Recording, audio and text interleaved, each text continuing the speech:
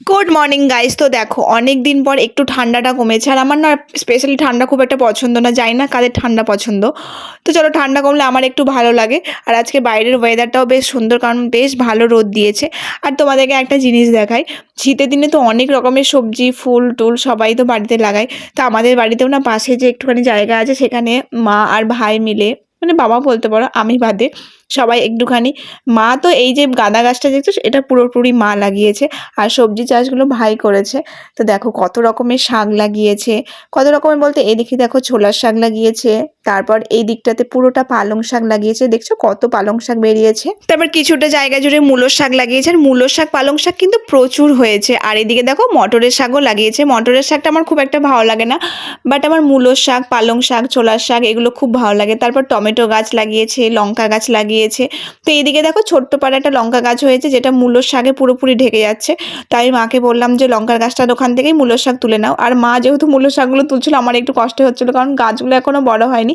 তো মা বললো মূলোর গাছগুলো যদি না তোলা হয়, তাহলে মূলো যেগুলো বড় হবে সেগুলো খুব একটা ভালো হবে না, একটু ফাঁকা করলে ভালো হবে। সেই জন্য মা বাড়িতে রান্না করার জন্য কিছুটা মূলোর শাক তুলে নিচ্ছিল। আর এরকম টাটকা টাটকা নিজের জমি থেকে তুলে শাক খেতে যে কি ভালো লাগে, আমার তো খুব ভালো লাগে। তো চলো আপাতত তোমাদের দেখাই মা কত রকমের গাঁদা গাছ লাগিয়েছে। তো আমাদের বাড়িতে এবছর প্রচুর গাঁদা ফুল হয়েছে। তো আমার দেখতে তো বাগানটা খুব ভালো লাগে। আগে আমি লাগাতাম, এখন আমার মা লাগায়, আমার খুব একটা টাইম হয় না সেই জন্য। তো চল আপাতত আমি স্নান টান করে একদম বসে আছি একটু রোদের মধ্যে, আর আমার শরীরটা আজকে একটু ভালো করছে না সেই জন্য। আর আজকাল আমার একটু বই পড়ার অভ্যাস হয়েছে।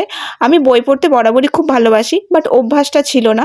তো আজকাল আমি একটু ট্রাই করি প্রতিদিন যেন 4-5 পাতা করে একটু পড়া যাক। তো আমি প্রতিদিন ঘুমানোর আগে 4-5 পাতা করে বই পড়ে নিই।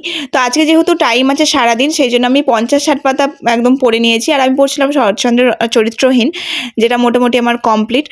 আর যেহেতু সকালবেলা আজকে আমার জুসটা বানানো হয়নি, সেই জন্য আমি আজকে গোটা বিটটাই খেয়ে নিলাম। তো বই পড়তে পড়তে আমার একটু ঘুম পেয়ে গেছিলো, সেই জন্য আমি ঘুমিয়েও গেছিলাম। তো কিছু খাওয়া দাওয়া হয়নি, চলো লাঞ্চ কমপ্লিট হয়নি। তো চলো আপাতত ওঠা যাক। আর আজকে মা বানিয়েছিল চিকেন আর কাঁকড়ার তরকারি। আমি তো কাঁকড়া খুব একটা খাই না, সেই জন্য ভাত আর চিকেন নিয়ে আমি খাবারটা কমপ্লিট করলাম।